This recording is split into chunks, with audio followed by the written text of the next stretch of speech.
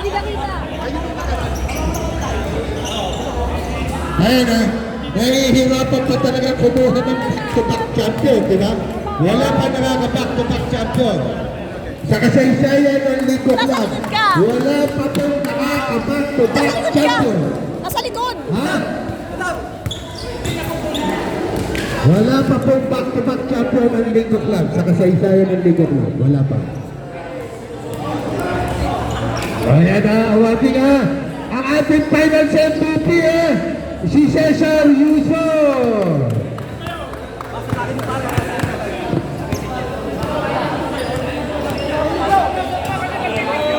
Pwede mo yan. Magkailan sa uniform mo.